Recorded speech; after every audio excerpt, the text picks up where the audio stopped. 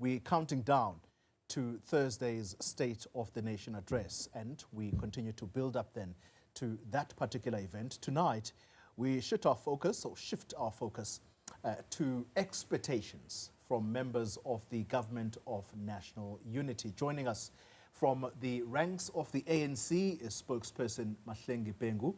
The Democratic Alliance's de Villiers also joins us via the virtual platform.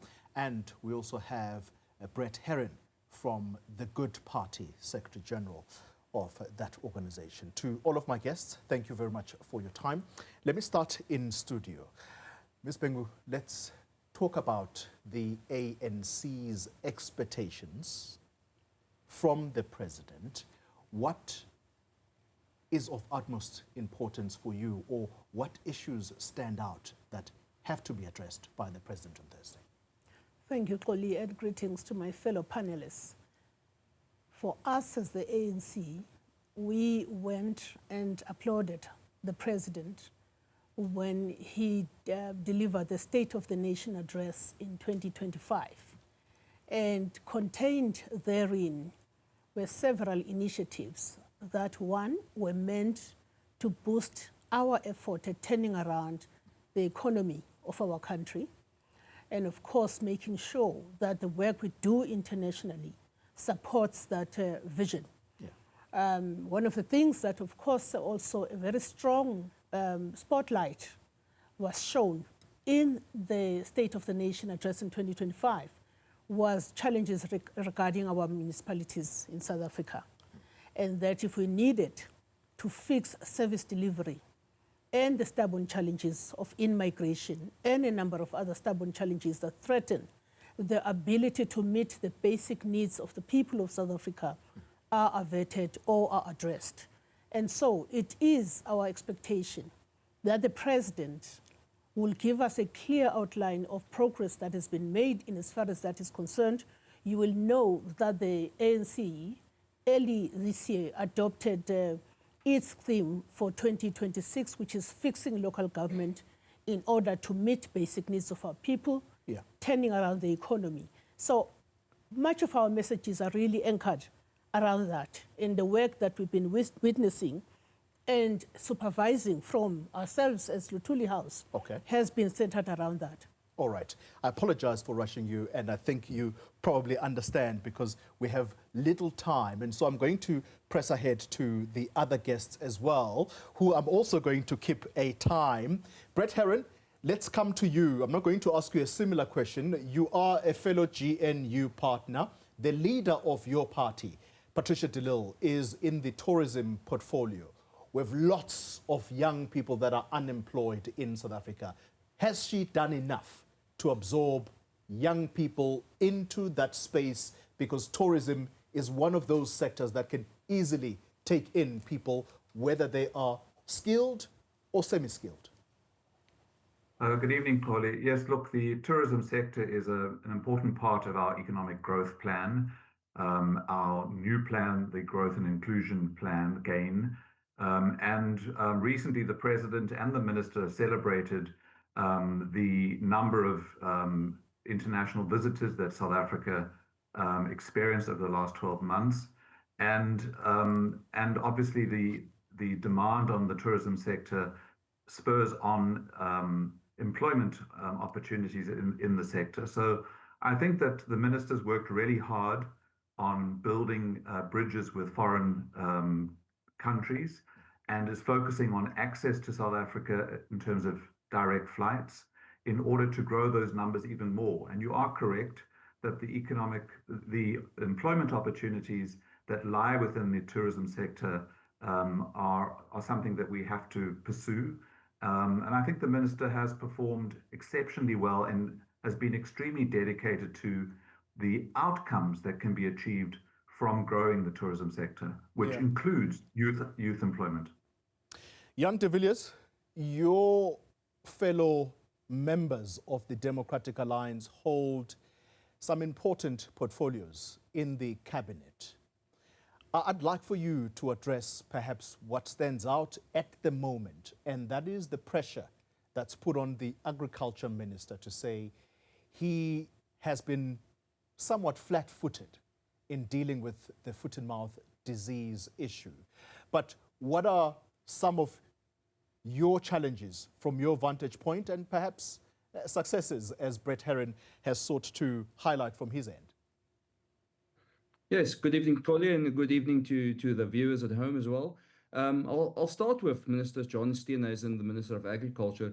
And as you correctly pointed out, South Africa is in the midst of a very big foot and mouth disease, and it really is a crisis. And it really affects farmers and the livelihoods of people on farms and in the agricultural sector. But for the first time in 30 years, there is now a solid plan on the table, backed by science, that was done in collaboration with private sector to end foot and mouth disease and bring it to give us a foot and mouth disease free status.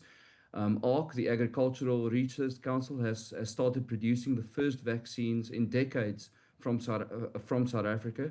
So Minister Steenhuisen, although he faces a really tough situation with the crisis, has really brought real action to his department, and that you can see in other DA departments as well. If you look at Minister Leon Schreiber, he's going to launch the Home Affairs at Home within the next year. Pretty soon it'll be the end of South African citizens having to queue at Home Affairs offices, because you'd be able to now get your passport, your ID, birth certificates from your smartphone, from your tablet, from your computer at home. It will revolutionize South Africans' lives, and it will make us more productive and therefore help grow the economy.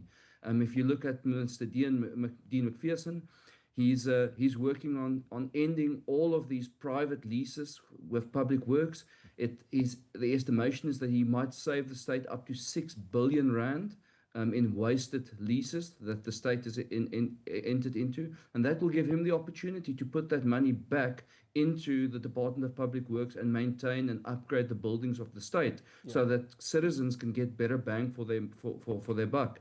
Xoli Mngambi in digital communications have empowered over 3,000 different government sites like libraries and clinics with free Wi-Fi.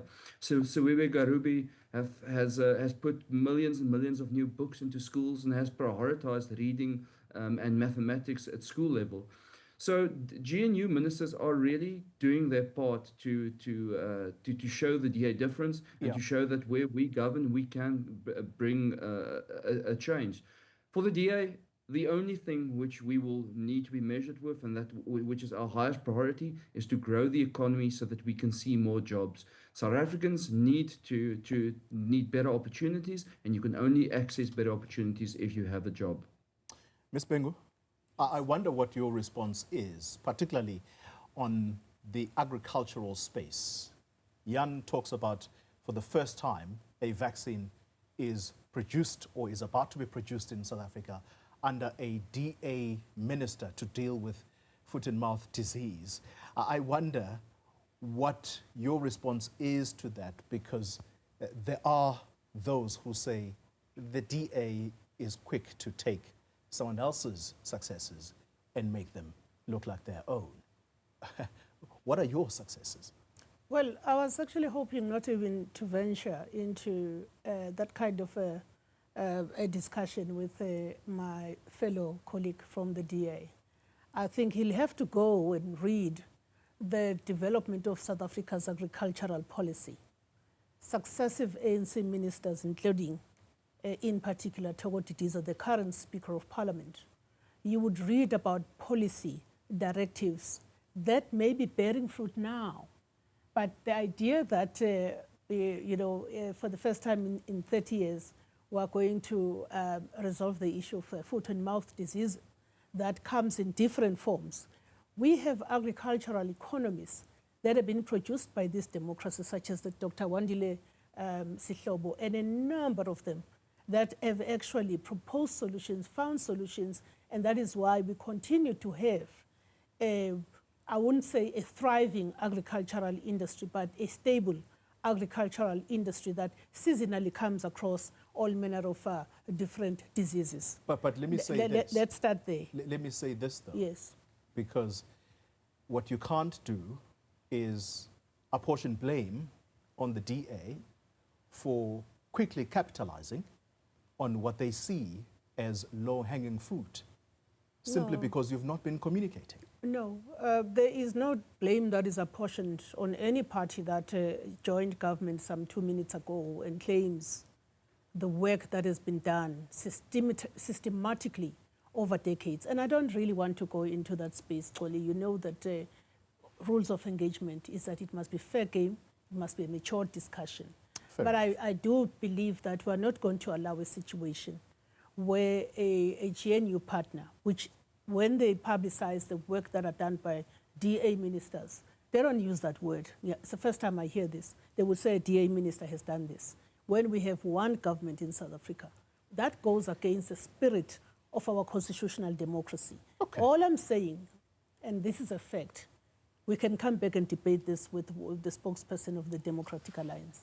And I can bring the figures of the work that has been done by the government of South Africa since the installation of democracy to stabilize the agricultural industry, to grow academy, ideation, innovation in that space. You don't just wake up and find a solution overnight. It takes years of ideation, experimentation, thought leadership. But ASICO, we're not there. ASICO Lab. All right. All I wanted to just say that we're all about positive messaging because we're looking forward to the State of the Nation address to be delivered by President Cyril Ramaphosa. Okay. And we hope he will address the genuine concerns of our farmers and to ensure that government leaves nothing undone to ensure that we stabilize that environment as we have been doing for the past 31 years. Okay. Brett Herron, I see you nodding quite a bit as Mahlengi was talking, but I want to steer the conversation to a slightly different topic for you at the moment, and perhaps let's talk about some of what has been coming out of the forums, such as the ad hoc committee that we've just come out of now and the Madlanga inquiry. At one point, the leader of your party was seen as a crusader against corruption. Do you feel that the country right now stands at a point where we are about to deal decisively with matters of corruption, because embedded in that is also the matter of safety and security, because the longer corruption thrives, people aren't feeling safe in their homes? Well, it's a good question, Xoli, and it is exactly what we said today when we expressed what we hope to hear from the president. I mean, you referred to Patricia de Lille being the crusader against corruption and blowing the arms deal whistle more than 2 decades ago. And yet the prosecution around that case has not yet even started. And so when the president addresses tackling corruption and using the criminal justice system, we would hope that he looks at the constitutional framework, establishes a panel of experts, and identifies how the criminal justice system can work to prevent the Stalingrad kind of tactics that are used by accused to have the financial means or access to public purses to delay prosecutions. So yes, the Madlanga Commission, the ad hoc committee in Parliament, is exposing a lot of rot within the criminal justice system. We've had the Zondo Commission identify potential accused for prosecution, but we're not seeing a lot of prosecutions taking place, and the criminal justice system needs some serious attention, and we hope that the president will address that. Yeah. Jan, let's focus the attention on the international relations space. I don't know how best to frame this, except to say that your fellow GNU partners at some point have looked at you as almost obstructionist when it comes to that space, purely because foreign policy has become a contested space between yourselves and the ANC. What's going to resolve this, you think, so that the country can bring in foreign direct investment? Because I think as we all started here, we all agree that the country needs to create jobs. Yes, thank you very much. And that's an excellent and very important question. You know, we have to note that we are here as spokesperson and representatives of our political parties.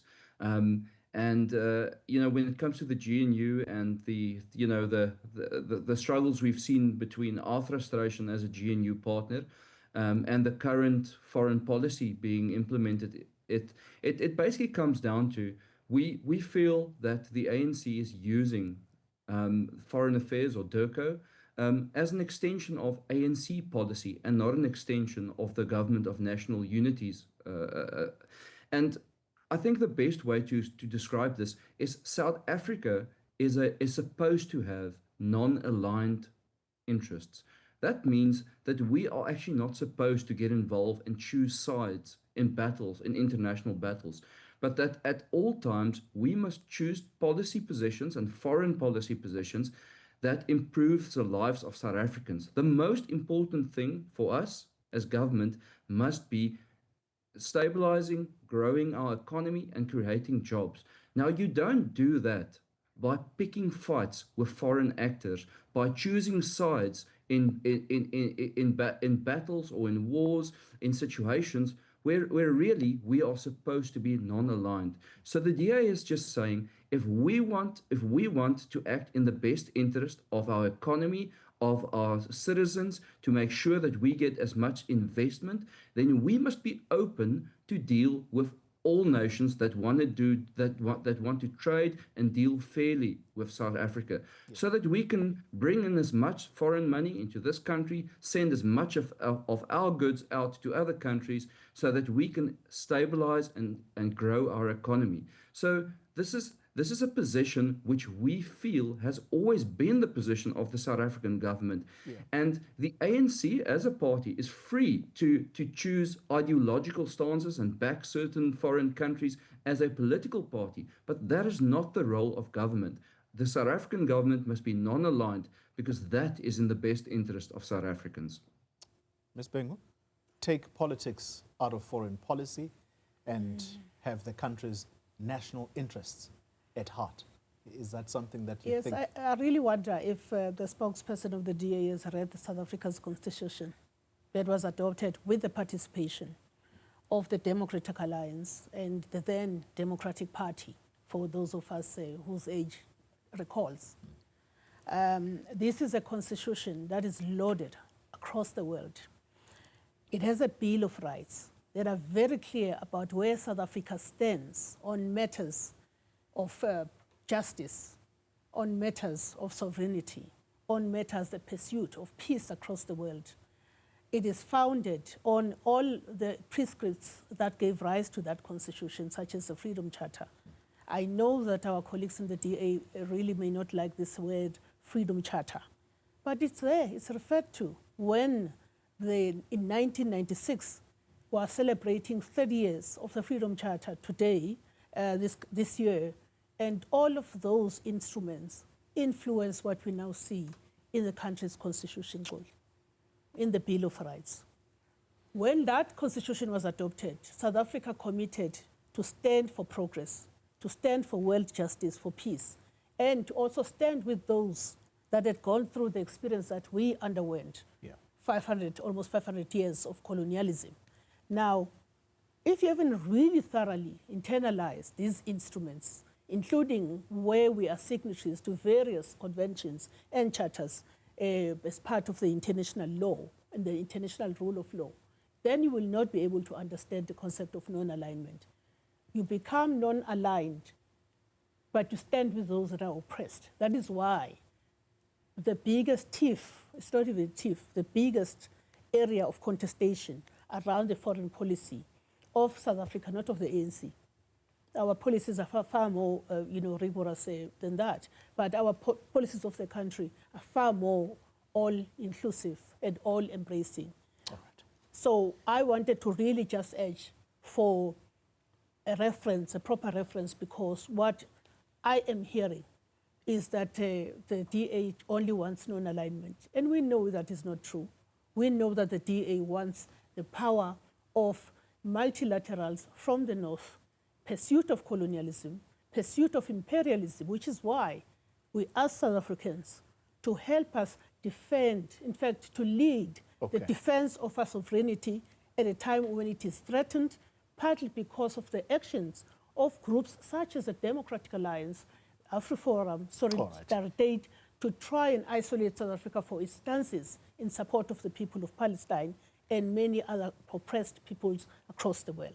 I apologize for rushing you, but time completely run out. It's run out. Thank you very much for your time and indeed participation to both Brett Herron and Jan de Villiers on the virtual screen. Thanks indeed for your participation.